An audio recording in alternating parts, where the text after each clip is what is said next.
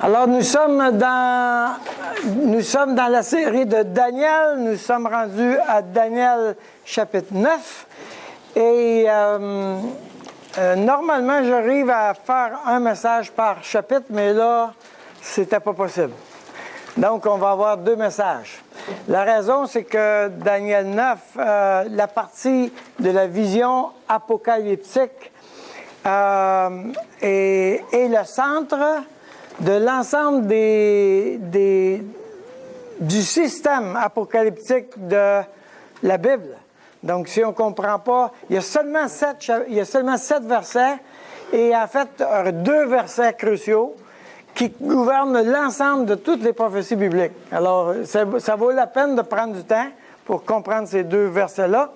Et ce matin, c'est-à-dire que quand j'ai commencé à étudier Daniel 9, j'étais confronté à quelque chose d'important, c'est que Daniel a fait une longue prière qui dure jusqu'au verset 22, environ, verset 20. Donc, une longue prière, c'était en dehors de l'élément prophétique, alors je pensais que ça valait la peine. En fait, non. Non. Si Dieu a trouvé que ça valait la peine de mettre ça là, ça valait la peine de le regarder. Hein? OK? Bon, alors, j'ai dit, OK, si Dieu, toi, tu trouves ça si important de mettre 20 versets sur la prière et seulement 2 versets qui contrôlent toute la prophétie biblique, ça a l'air qu'on voit où tu as mis tes priorités. Hein? Alors, on va s'occuper de ça.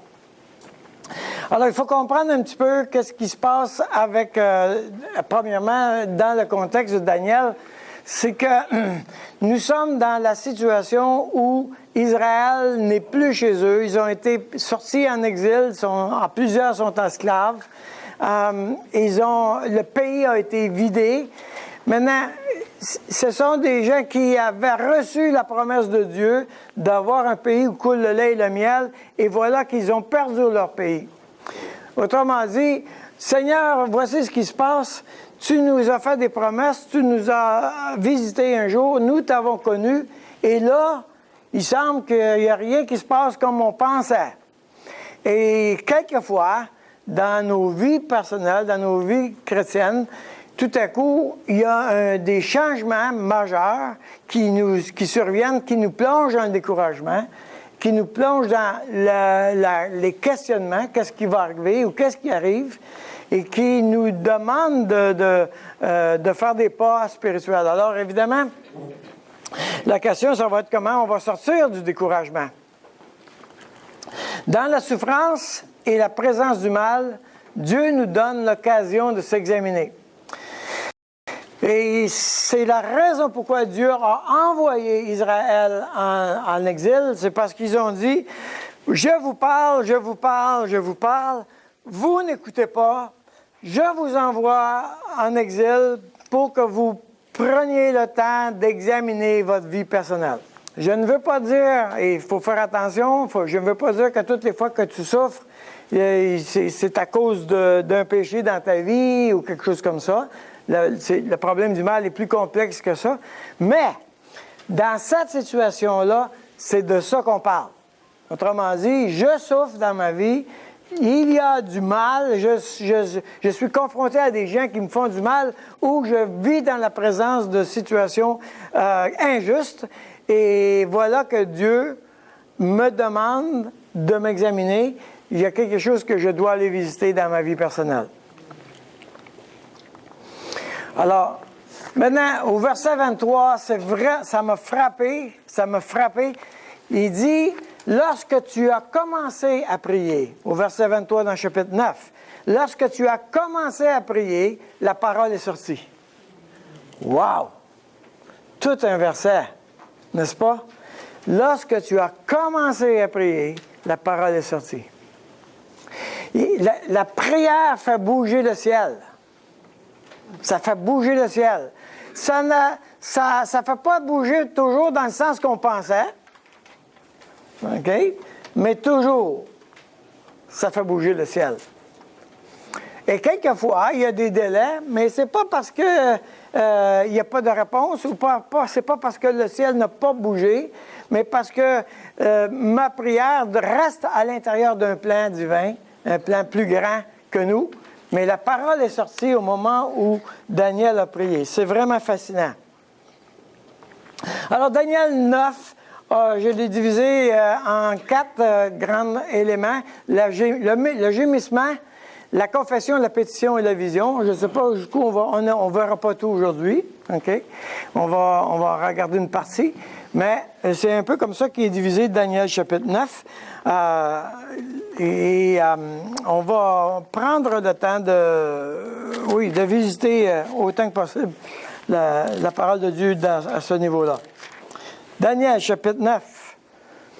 Daniel chapitre 9, versets 1 à 3. La première année de Darius, fils d'Assuérus de la race des Mèdes, lequel était devenu roi du royaume des Chaldéens. La première année de son règne, moi, Daniel, je vis par les livres qu'il devait s'écouler 70 ans pour les ruines de Jérusalem, d'après le nombre des années dont l'Éternel avait parlé à Jérémie le prophète. Là, ce qu'il est en train de dire, c'est ceci. Moi, Daniel, j'ai été lire la parole de Dieu. Et j'ai été lire la parole de Dieu qui m'a donné une information majeure, c'est-à-dire qu'il va s'écouler 70 ans pour les ruines de Jérusalem. Maintenant, il a été lire ça dans le livre de Jérémie. Jérémie est le livre de l'exil. Jérémie, c'est le livre où, continuellement, Jérémie explique à Israël, vous avez péché, repentez-vous, vous avez péché, Dieu va vous envoyer en exil. Et puis, quand il était en exil, quand Israël est en exil, Jérémie continue à parler et il dit même, maintenant, cessez de prier pour Israël parce qu'ils vont être là pour 70 ans. Et évidemment, il y a un problème particulier, c'est que dans Israël, il y a des prophètes qui disent « Non, non, non, c'est pas ça qui va arriver, Dieu nous aime, Dieu va nous bénir, ne vous inquiétez pas, etc. » Et Jérémie a compilé ces avertissements. Finalement, sa compilation d'avertissements écrite a été brûlée par le roi. Il a dû réécrire de nouveau les avertissements parce que c'était un prophète de malheur. N'est-ce pas? Et on dit que ça, c'est un vrai prophète de malheur. OK? Jérémie. Pourquoi? Parce qu'il dit, c'est ça qui va arriver, puis c'est pas drôle du tout. Mais il avait averti. Il avait averti. Alors, gardez votre doigt dans Daniel, puis tournez avec moi dans Jérémie chapitre 25. C'est reculé de 2 livres, en fait. Jérémie chapitre 25. Vous gardez votre doigt. Ceux qui ont des téléphones portables, là, ben, arrangez-vous pour avoir 2 téléphones portables.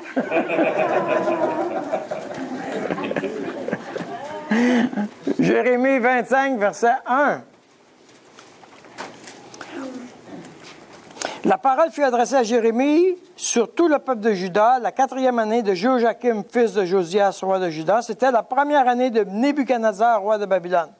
Parce que Jérémie prononça devant tout le peuple de Juda et devant tous les habitants de Jérusalem en disant, depuis la 13e année de Josias, fils d'Amon, roi de Juda, il y a 23 ans que la parole de l'Éternel m'a été adressée.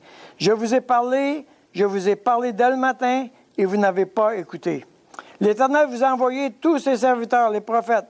Il les a envoyés dès le matin, et vous n'avez pas écouté. Vous n'avez pas prêté l'oreille pour écouter. Ils ont dit, revenez chacun de votre mauvaise voie et de la méchanceté de vos actions, et vous resterez dans le pays que j'ai donné à vous et à vos pères d'éternité en éternité. N'allez pas après d'autres dieux pour les servir et pour vous prosterner devant eux. Ne méritez pas par l'ouvrage de vos mains, et je ne vous ferai aucun mal. Mais vous ne m'avez pas écouté, dit l'Éternel, afin de mériter par l'ouvrage de vos mains pour votre malheur. C'est pourquoi ainsi parle l'Éternel des armées, parce que vous n'avez point écouté mes paroles. J'enverrai chercher tous les peuples du septentrion, dit l'Éternel. Et j'enverrai auprès de Nebuchadnezzar, roi de Babylone, mon serviteur. Nebuchadnezzar, roi de Babylone, mon serviteur. Hein? Je le ferai venir contre ce pays et contre ses habitants et contre toutes ces nations alentour, afin de les dévorer par interdit et d'en faire un objet de désolation et de moquerie des ruines éternelles. Je ferai cesser parmi eux les cris de réjouissance et les cris d'allégresse, les chants du fiancé et les chants de la fiancée, le bruit de la meule et la lumière de la lampe. Tout ce pays deviendra une ruine, un désert, et ces nations seront asservies au roi de Babylone pendant 70 ans. Donc, Jérémie avait averti pendant de nombreuses années, Dieu est ce Dieu particulier qui, quand il avertit longtemps, il répète, OK? Alors, ça ressemble beaucoup à Papy avec Sarah. OK, là, dans 5 minutes, on va commencer. OK, là, dans 3 minutes, encore 2 minutes, papy. OK, encore 1 minute, mais ça va commencer. Ah, on va aller prendre son bain, là. On va y aller, tu sais, bon. Bon, ben, Dieu dit, non, repentez-vous. Faites attention. Alors, il répète sans cesse. Dieu avertit sans cesse. Et Jérémie a fait cet avertissement-là. Mais là, il dit, regarde, on arrive au bout de ce qu'on peut faire et vous allez être déportés pendant 70 ans. Alors, évidemment, Dieu pose un acte de discipline et il va déporter les Israël. Je vous ai mis sur votre papier toute une série de dates.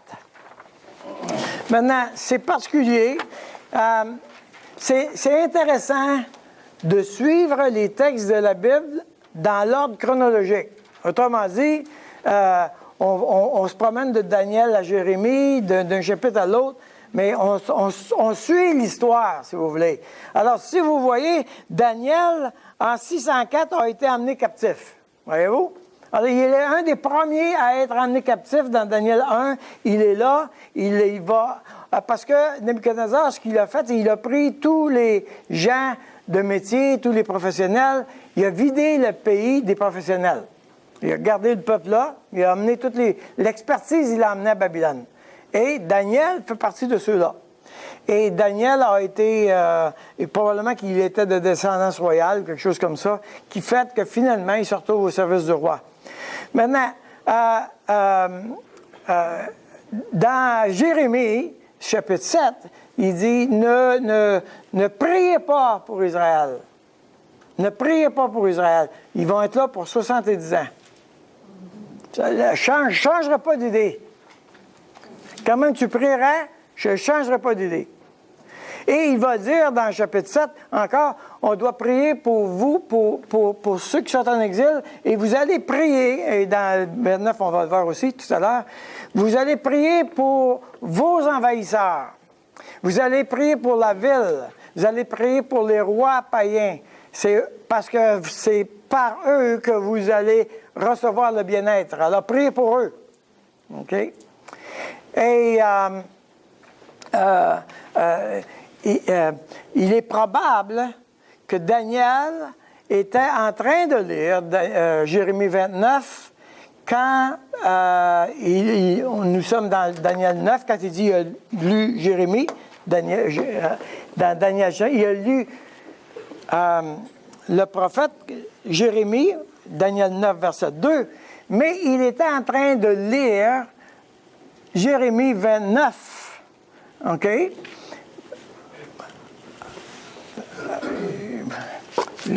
J'espère pas trop vous mêler. Il est en train de lire Jérémie 29 et il a vu, parce que là maintenant ça fait 63 ans. Donc il dit, oh, je vais commencer à prier pour la restauration d'Israël. Donc il a commencé à prier. Là, la prière qu'on a là, il est très probable que c'est la prière qui a fait condamner Daniel. Rappelez-vous qu'on n'est pas dans notre chronologique, voyez-vous. Daniel dans la fosse aux lions, là, c'est après. OK? Donc, ce qui se passe, c'est ceci. Daniel a vu la prophétie et qui est en train... Et là, il a prié. La prière qu'on a là dans Daniel, il est probable, quand les gens ont dit « il ne faut pas que les gens prient d'autre que la statue de Nebuchadnezzar », quand satrapes, les gouverneurs ont surpris Daniel à prier en direction de Jérusalem. OK? Et nous sommes dans Daniel 9. Et cette prière-là, il est probable qu'il était en train de prier celle-là dans Daniel chapitre 6. Voyez-vous? Parce que Daniel chapitre 6 arrive après. Vous me suivez, là? OK. Tu peux écouter l'enregistrement quand tu veux.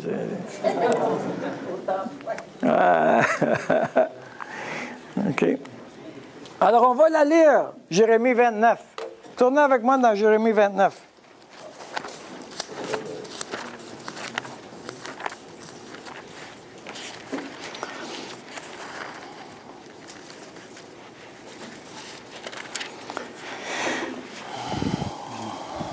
Alors, regardez comment c'est intéressant.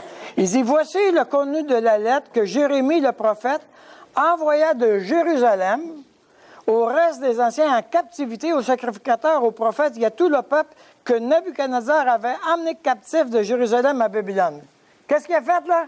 Jérémie écrit une lettre de Jérusalem, mais il l'envoie à Babylone. Donc, il est probable que c'est Daniel, un et de ces gens-là, qui ont reçu la lettre de Jérémie. OK? Alors, quand il dit « j'ai lu Jérémie », il est en train de lire « j'ai lu sa lettre ». OK? Après que le roi Jéconias, la reine, les eunuques, les chefs de Juda et de Jérusalem, les charpentiers et les serruriers furent sortis de Jérusalem. Donc, après la déportation, OK? Il le remit à Éléséa, fils de Shaphan, et à Guimaria, fils de Hilkija, envoyé à Babylone par Sédécias, roi de Juda, auprès de Nebuchadnezzar, roi de Babylone. Il était ainsi conçu. Ainsi parle l'Éternel des armées, le Dieu d'Israël, à tous les captifs que j'ai amenés de Jérusalem à Babylone. Bâtissez des maisons et habitez-les, plantez des jardins et mangez-en les fruits. Prenez des femmes et engendrez des fils et des filles. Prenez des femmes pour vos fils et donnez des maris à vos filles, afin qu'elles enfantent des fils et des filles. Multipliez là où vous êtes et ne diminuez pas. Recherchez le bien de la ville où je vous ai mené en captivité et priez l'Éternel en sa faveur, parce que votre bonheur dépend du sien. Bon, on arrête là juste une minute, là. Il est en train, Dieu dit, par Jérémie, là, je vous ai déporté, mais c'est pour longtemps. Installe-toi. OK? Tu ne loues pas une chambre en tête temporaire. Non, bâtis. Tu vas être là longtemps. OK? Non seulement tu vas bâtir, mais tu organises tes affaires, puis envoie tes fils à l'université parce que, bon, ça va être là longtemps. Et en plus de ça, vous allez prier pour la ville où vous êtes captif. Et vous allez prier pour cette ville parce qu'elle va vous faire du bien, parce que votre bonheur dépend du sien. Et là, ça, c'est vraiment intéressant. Est-ce que vous pouvez voir Israël en train de prier, « Seigneur, nous te prions pour les Babyloniens, qu'ils soient prospères, qu'ils aillent bien, qu'ils comprennent l'amour, l'affection, la maîtrise de soi, qu'ils comprennent la justice, la sainteté. » Est-ce que vous voyez ça? Qu'est-ce que vous diriez si on priait pour le Québec? Parce que votre bonheur dépend du sien. Nous sommes étrangers maintenant. Nous, le peuple de Dieu, on est étrangers ici, là, au Québec. On est des Québécois étrangers. OK? On est toute une gang d'immigrants. OK? Et on doit prier pour la ville. Parce que notre bonheur dépend du sien. On doit prier pour le Québec, on doit prier pour Sainte-Thérèse, on doit prier pour nos dirigeants. Il ne dit pas on doit chialer contre nos dirigeants, ça dit prier pour nos dirigeants. Priez pour eux. Priez pour eux. Notre bonheur dépend de eux. Priez pour les rois, les gouverneurs. Voilà. OK? Donc, on continue. Car ainsi parle l'Éternel des armées, le Dieu d'Israël, ne vous laissez pas tromper par vos prophètes qui sont au milieu de vous, et par vos devins, n'écoutez pas vos songeurs dont vous provoquez les songes. Alors, lui, Jérémie, là, il y avait comme deux combats en même temps. Il y avait le combat d'avertir les gens qu'ils devaient se repentir, de revenir à Dieu, mais il y avait aussi le combat d'avertir qu'il y a tout un paquet de monde qui parle. Écoutez-les pas eux. Écoutez-les pas eux. Alors là, évidemment, c'est toute la question, comment on fait la différence. On verra un jour, juste la question comme ça. Essayez de démêler ça dans les cellules. Car c'est le mensonge qu'ils vous prophétisent en mon nom. Je ne les ai point envoyés, dit l'Éternel. Mais voici ce que dit l'Éternel.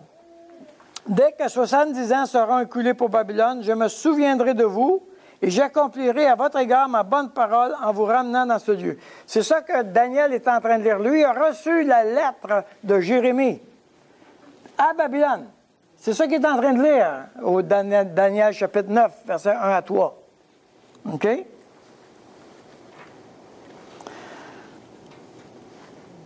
Car je connais les projets que j'ai formés sur vous, dit l'Éternel, projets de paix et non de malheur, afin de vous donner un avenir et de l'espérance.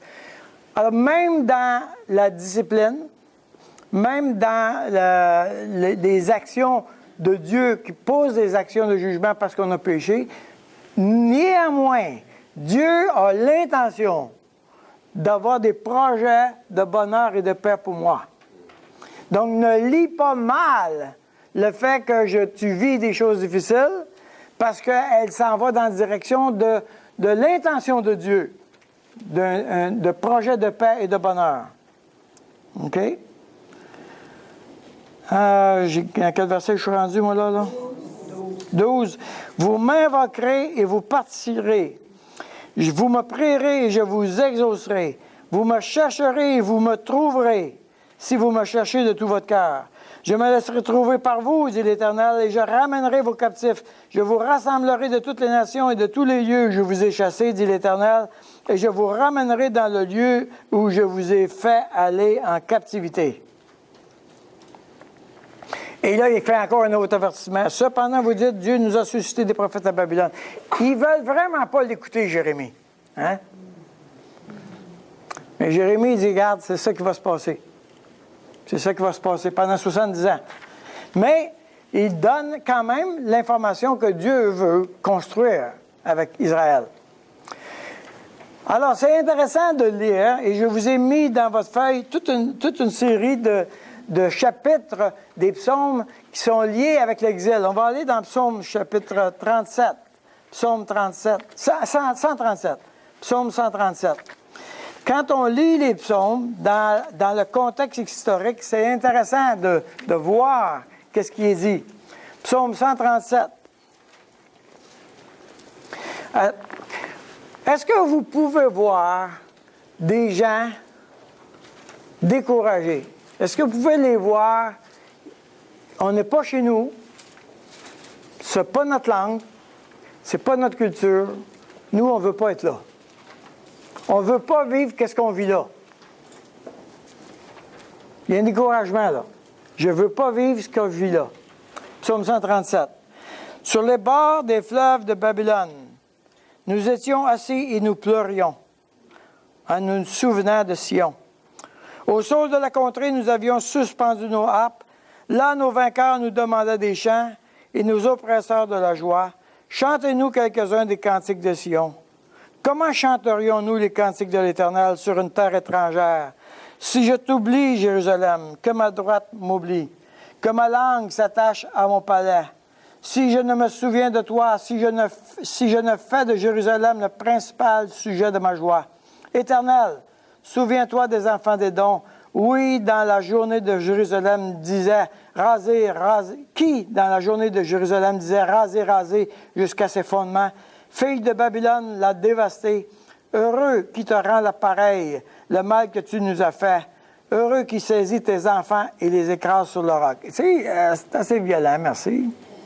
Ils sont en train de dire, vous nous avez emmenés en déportation. Nous sommes là, on ne veut pas être là. J'espère qu'un jour, vous allez être punis pour ça. Vous allez payer pour ça. J'espère qu'on va vous rendre le mal que vous nous avez fait. Et j'espère qu'on prenne vos enfants et qu'on les écrase sur le roc. Hey, ça c'est de la colère, ça. C'est de la rage, de l'amertume. C'est tout, n'est-ce pas? Dans le découragement, c'est ça qu'on est, non? On n'est pas là-dedans, on est... Rrr.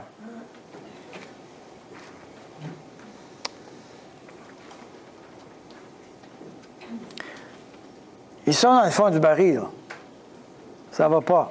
Psaume 30, psaume 79.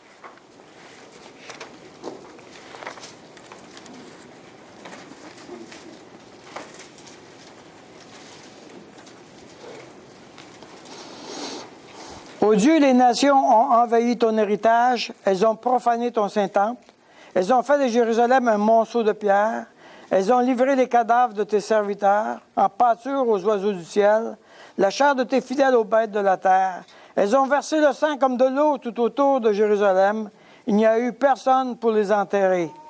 Nous sommes devenus un objet d'opprobre pour nos voisins, de moquerie et de risée pour ceux qui nous entourent. Jusqu'à quand, Éternel, t'irriteras-tu sans cesse et ta colère s'embrasera-t-elle comme le feu?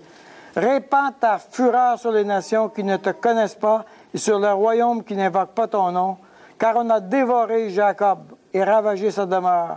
Ne te souviens plus de nos iniquités passées, que tes compassions viennent en hâte au-devant de nous, car nous sommes bien malheureux. Secours-nous, Dieu de notre salut, pour la gloire de ton nom. Délivre-nous et pardonne nos péchés à cause de ton nom. Pourquoi les nations diraient-elles où est leur Dieu? Qu'on sache en notre présence parmi les nations que tu venges le sang de tes serviteurs, le sang répandu. Que les gémissements des captifs parviennent jusqu'à toi. Par ton bras puissant, sauve ceux qui vont périr. Rends à nos voisins 7 fois dans leur sein les outrages qu'ils t'ont faits, Seigneur, et nous, ton peuple, le troupeau de ton pâturage. Nous te célébrerons éternellement de génération en génération, nous publierons tes louanges. On a en capsule l'ambiance, n'est-ce pas? On a l'ambiance d'un peuple qui vit des choses difficiles et qui demande justice, qui réclame justice, etc. Et dans un sens, il y a des périodes dans nos vies où on est là. Il y a des périodes dans nos vies où on est découragé et on ne voit pas le bout du tunnel. Il y a des périodes dans notre vie où on marche à genoux et on ne voit pas l'intervention de Dieu. On ne sent pas que Dieu va faire quelque chose. Pourtant, on réclame justice auprès de Dieu. Et puis, quelquefois, on confesse, Dieu, si j'ai péché, etc. Mais il y a toute une série de confessions qui sont absolument inutiles. Parce que je les fais dans une pensée magique. Si je confesse mes péchés, Dieu va arrêter d'être après moi. Hein? C'est une fausse confession, ça. C'est quand je crie là, du cœur. Dieu dit, dès que j'aurai entendu, je te répondrai. Parce que tant que tu vas juste parler pour parler, là, tant que tu vas parler juste pour ton bénéfice personnel, là, je ne t'entendrai pas. Dès que j'aurai entendu, je te répondrai.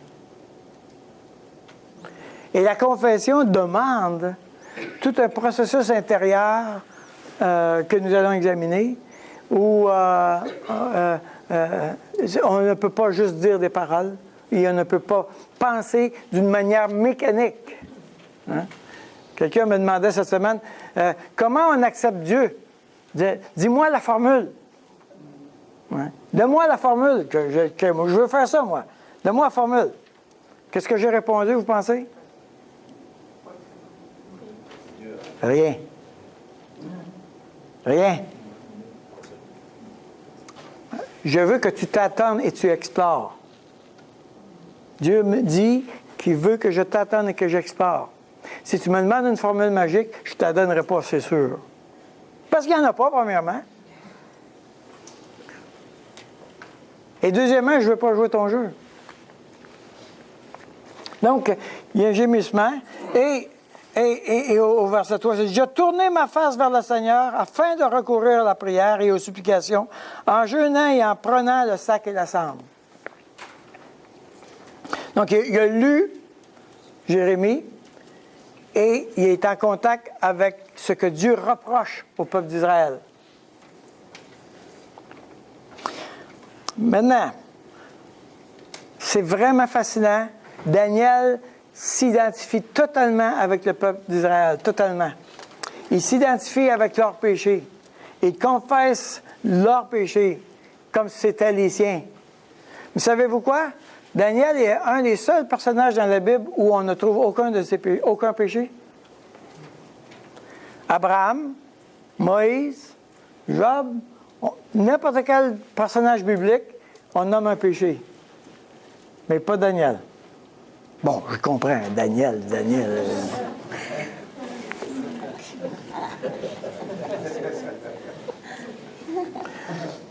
Mais c'est fascinant, il s'identifie avec Israël. Verset 4. « Je priai l'Éternel mon Dieu, je lui fis cette confession. » Cette confession, c'est là qu'on est là. « Seigneur Dieu, grand et redoutable, toi qui gardes ton alliance et qui fais miséricorde à ceux qui t'aiment et qui observent tes commandements, nous avons péché. Nous avons commis l'iniquité. Nous avons été méchants et rebelles et nous nous sommes détournés de tes commandements et de tes ordonnances. Nous n'avons pas écouté tes serviteurs, les prophètes, qui ont parlé en ton nom à nos rois, à nos chefs, à nos pères et à tout le peuple du pays. On a écouté des prophètes, mais pas les prophètes que tu nous as envoyés. Ô toi, Seigneur, à toi, Seigneur, est la justice et nous, la confusion de face. En ce jour, aux hommes de Juda, aux habitants de Jérusalem et à tout Israël, à ceux qui sont près et à ceux qui sont loin, dans tous les pays où tu les as chassés à cause des infidélités dont ils se sont rendus coupables envers toi. Seigneur, à nous la confusion de face, à nos rois, à nos chefs et à nos pères, parce que nous avons péché contre toi. Auprès du Seigneur notre Dieu, la miséricorde et le pardon, car nous avons été rebelles envers lui. Nous n'avons pas écouté la voix de l'Éternel notre Dieu pour suivre ses lois qu'il avait mises devant nous par ses serviteurs les prophètes. Quand nous parlons d'une confession, nous sommes en train de dire avec Dieu, je suis d'accord, toi, Dieu, que je me mets d'accord contre moi-même, autrement dit. Je suis d'accord avec toi, Dieu, que c'est moi qui n'ai pas correct. Tout Israël a transgressé ta loi et s'est détourné pour ne pas écouter ta voix. Alors se sont répandues sur nous les malédictions et les imprécations qui sont écrites dans la loi de Moïse, serviteur de Dieu, parce que nous avons péché contre Dieu. Il y avait toute une série d'avertissements dans Lévitique et Deutéronome. Si vous péchez, si vous éloignez de moi, voici les malheurs qui vous attendent. Il accomplit les paroles qu'il avait prononcées contre nous et contre nos chefs qui nous ont gouvernés. Il a fait venir sur nous une grande calamité. Il n'en est jamais arrivé sous le ciel entier une semblable à celle qui est arrivée à Jérusalem. Comme cela est écrit dans la loi de Moïse, toute cette calamité est venue sur nous et nous n'avons pas imploré l'Éternel notre Dieu. Nous ne nous sommes pas détournés de nos iniquités. Nous n'avons pas été attentifs à ta vérité. L'Éternel a veillé sur cette calamité. Il l'a fait venir sur nous. Car l'Éternel notre Dieu est juste dans toutes les choses qu'il a faites, mais nous n'avons pas écouté sa voix. Et maintenant, Seigneur notre Dieu, toi qui as fait sortir ton peuple du pays d'Égypte par ta main puissante, et qui t'a fait un nom comme il sait aujourd'hui, nous avons péché, nous avons commis l'iniquité. Donc, une prière de confession, et il est très probable qu'il avait cette prière-là dans Daniel chapitre 6 quand il s'est tourné vers Jérusalem.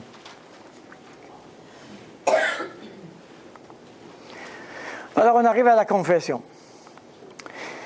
Et ça revient au principe qu'on a dans 2 Chroniques. Si mon peuple qui est invoqué mon nom, sur qui est invoqué mon nom, prie et cherche ma face, se détourne de ses voies impures, je l'exaucerai des cieux, je lui pardonnerai son péché et je guérirai son pays. Et dans la prière de confession, on a ces 3 éléments-là. Si mon peuple sur qui est invoqué mon nom s'humilie. Alors là, le gros nœud de la question, quand on s'en va pour régler un problème ou une difficulté personnelle, le gros nœud, c'est de s'humilier. On ne sait pas comment s'humilier, ou on s'humilie mal, ou on n'arrive pas à traverser le chemin. S'humilier. Maintenant, cette démarche est en conflit. Quand on parle de s'humilier, là, c'est en conflit avec l'enseignement de la société. Complètement à l'envers de l'enseignement de la société. La société dit,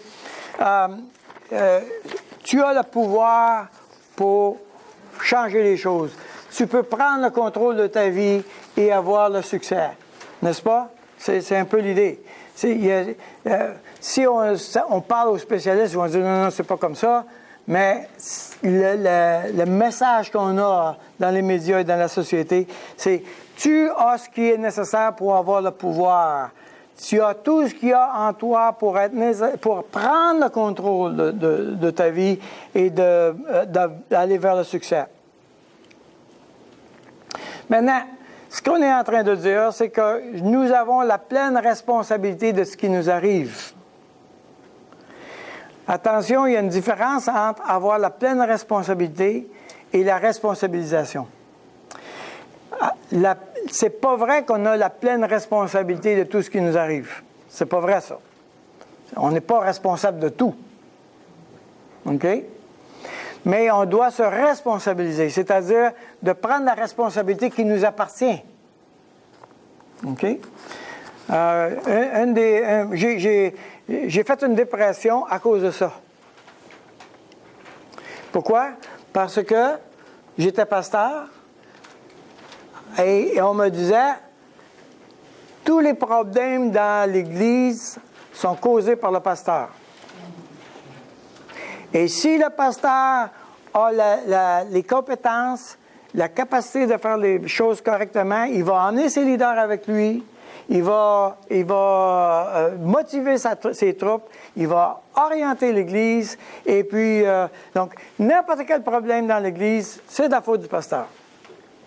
Bon, depuis ce temps-là, j'ai compris que c'est de la faute de l'Église. Non. Mais le point est le suivant. Quand tu prends toute la responsabilité, que tu ne démêles pas à qui est responsable de quoi, ça ne fonctionne pas. C'est pas vrai. OK? Et quand j'ai été en thérapie, l'aidant m'a dit « Hey, c'est quoi ton problème? C'est pas ton problème, ça? C'est le problème de tes leaders? Ça n'a rien à voir avec toi. » Comment ça, ça n'a rien à voir avec moi? C'est parce que moi, je n'ai pas été capable d'emmener mes leaders là. Non. Ils ont péché contre toi. Il faut qu'ils te demandent pardon. Wow! Là, c'est complètement une autre image. Ce que je suis en train de dire, c'est ceci. C'est pas vrai qu'on est responsable de tout. Et il est possible que tu te déprimes pour une responsabilité qui ne t'appartient pas. Tu sais, quand on dit il est sauveur, c'est un parent sauveur. J'ai pris la responsabilité du bonheur de mon enfant. Ça ne t'appartient pas. Voyez-vous? Et on prend souvent la responsabilité des gens. L'indice le plus frappant, OK? Regarde bien ça. Quelqu'un vient vers toi, il te raconte un problème. Qu'est-ce que tu fais? Tu lui donnes une solution. Tu viens de prendre sa responsabilité. Voyez-vous? On a traversé la ligne, là. Tu veux responsabiliser la personne, tu ne veux pas prendre sa responsabilité. OK? Alors, je dis ceci, c'est que notre société actuellement, elle nous enseigne qu'on doit prendre notre vie en main. Et que si on a la foi, si on a à l'intérieur l'énergie nécessaire, on va l'avoir. Ça, on entend ça beaucoup des gens qui ont eu un gros succès, là. Surtout ceux qui ont entre 20 et 30 ans. Si on a eu un gros succès, tu les écoutes, là, puis ils vont te dire, quand tu crois vraiment à ton affaire, tu l'as. Okay? Ils ont eu un gros succès. Fais la même entrevue quand ils ont 50 ans.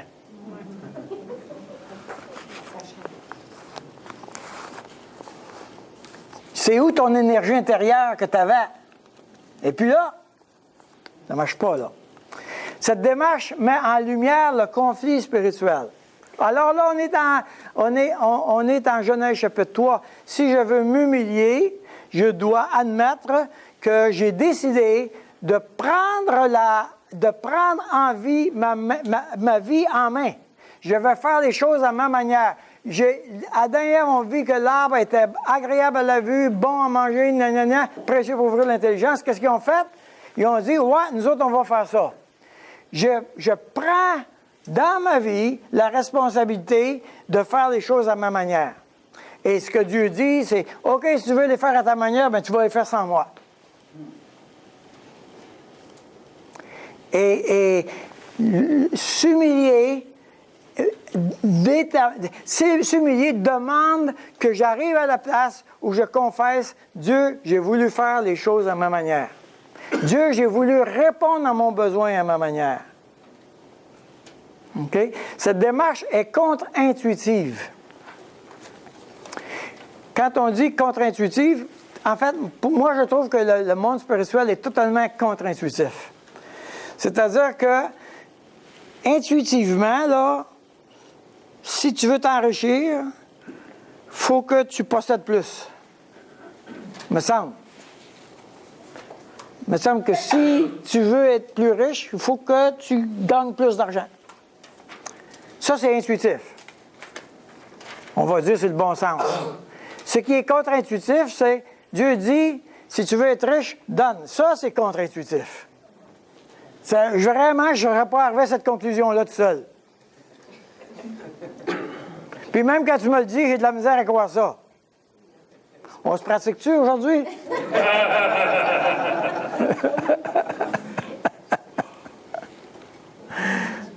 La démarche est contre-intuitive. S'humilier me met dans une position de vulnérabilité.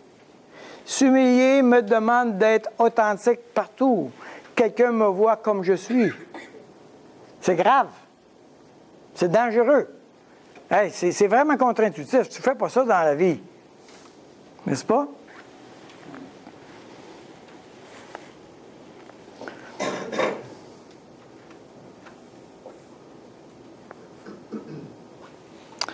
Et cette démarche est le reflet d'une réalité.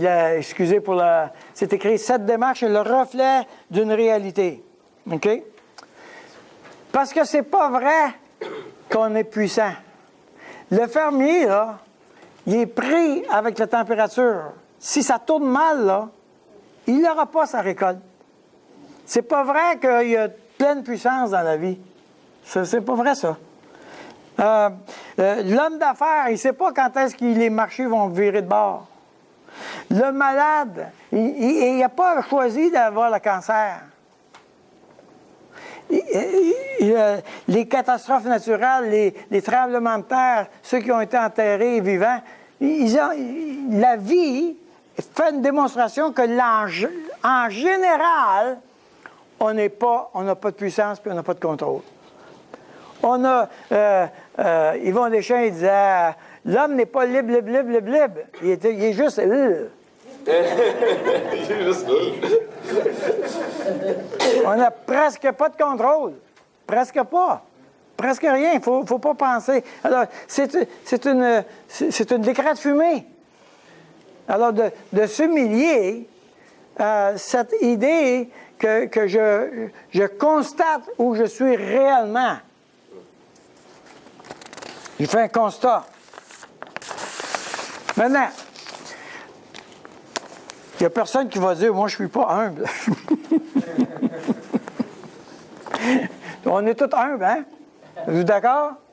Oui. On est les plus humbles de la gang, là. À Sainte-Thérèse, c'est dur d'avoir plus humble que nous aussi, là.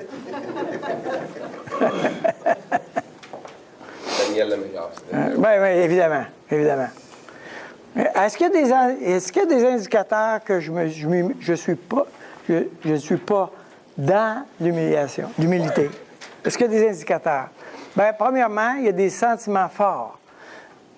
Le sentiment de honte, le sentiment de rejet, le sentiment de culpabilité sont 3 sentiments qui expriment que je n'ai pas été dans l'humilité.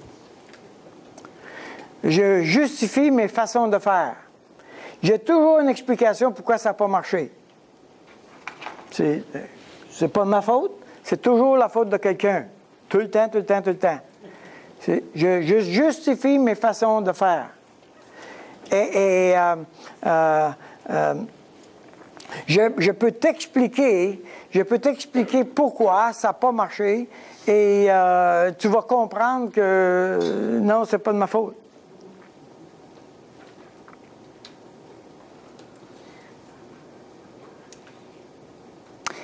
J'en rajoute une. J'ai oublié une.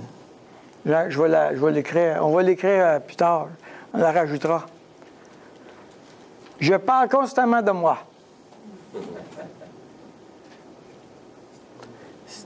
Tu n'entends pas l'autre du tout. Tu ne sais même pas ce qu'il vient de te dire. Et s'il vient de te dire de quoi, puis que tu lui as donné un conseil, c'est parce que tu veux lui communiquer que toi, tu sais comment faire. Une personne qui ne marche pas dans l'humilité parle de elle. Je n'arrive pas à identifier mes zones d'impuissance.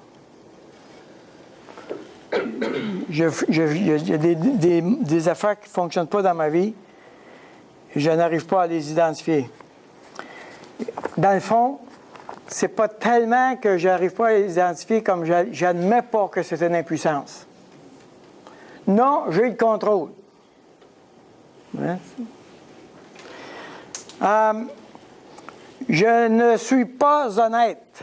Là, on parle d'une attitude. Je ne suis pas honnête avec moi-même et avec les autres. Je tente de toujours me protéger de ne pas être humilié. Je m'apitoie continuellement. Tous les problèmes viennent des autres. Si ce n'était pas des autres, on vivrait-tu bien en terre? Hein? Il faudrait que Dieu nous ait donné chacun une planète.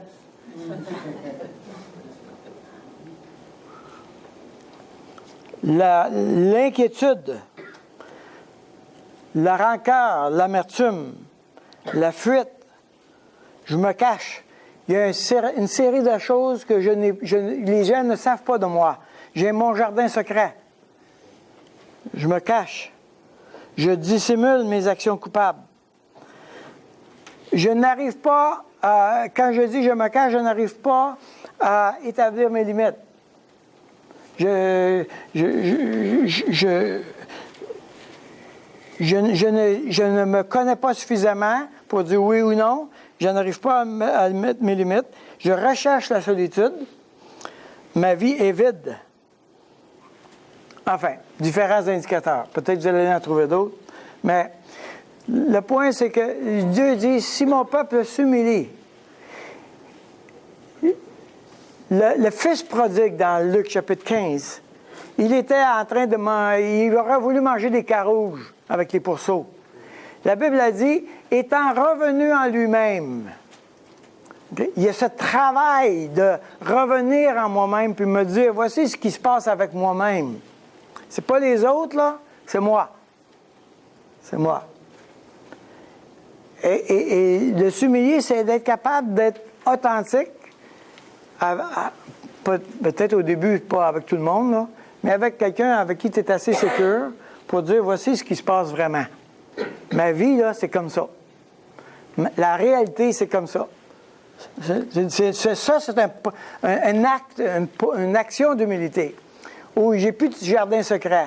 Il n'y a pas de comportement qui est caché quelque part. Si mon peuple s'humilie,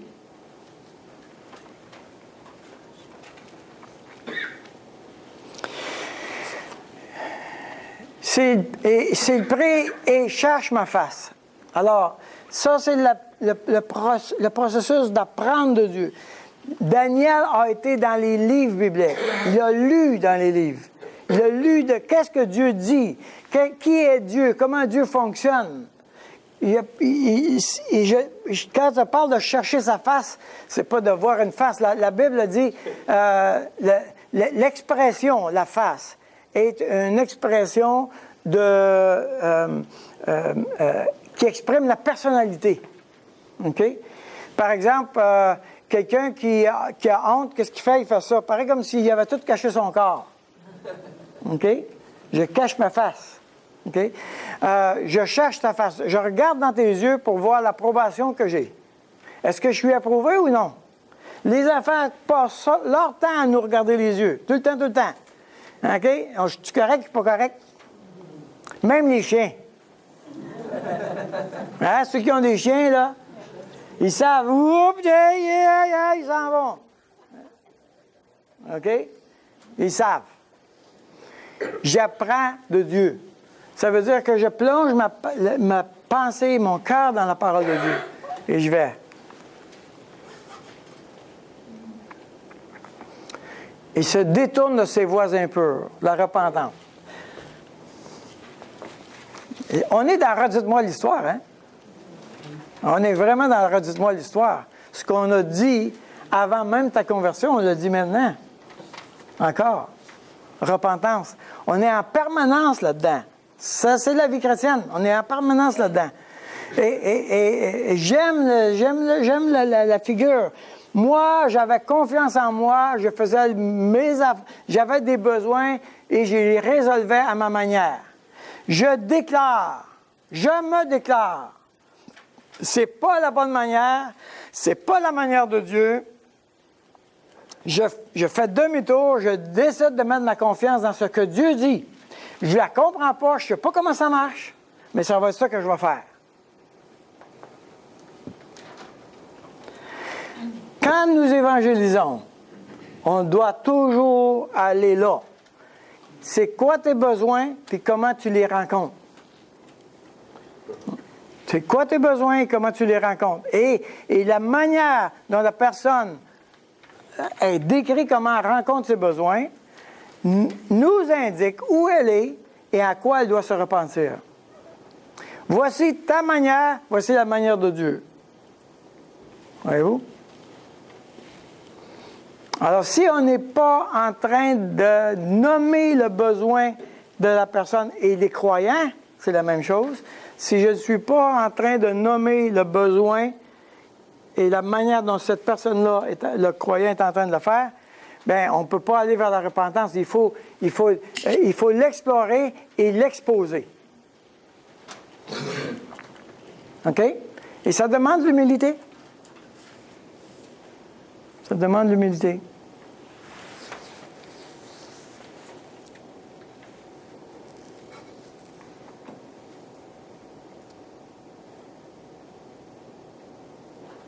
C'est quelque chose qui arrive continuellement. Là. C'est pas, bon, j'ai déjà fait ça un jour dans ma vie à ma conversion. C'est pas de même que ça marche. Parce que Dieu m'emmène toujours de transformation en transformation à la stature de Jésus-Christ.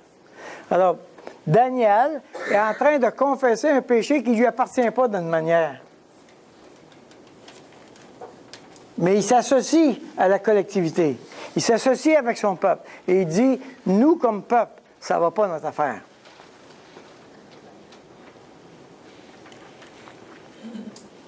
Et on ne veut plus faire ça. On veut se tourner vers toi. Évidemment, la pétition. Alors, on verra ça la semaine prochaine parce que là, on est vraiment dépassé de notre temps. On ira voir qu'est-ce que Daniel demande à Dieu et quelle est la vision que Dieu lui donne. Mais dès que tu as commencé à prier, la parole est sortie. Cet acte de s'humilier, ma déclaration de te dire « Je suis impuissant »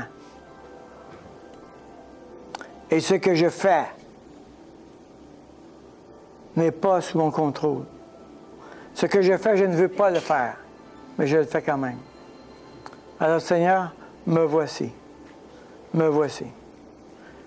À cause de la croix, je me retrouve à tes pieds, au pied de cette croix, qui m'a dit, tout est accompli, je vais te donner cette victoire.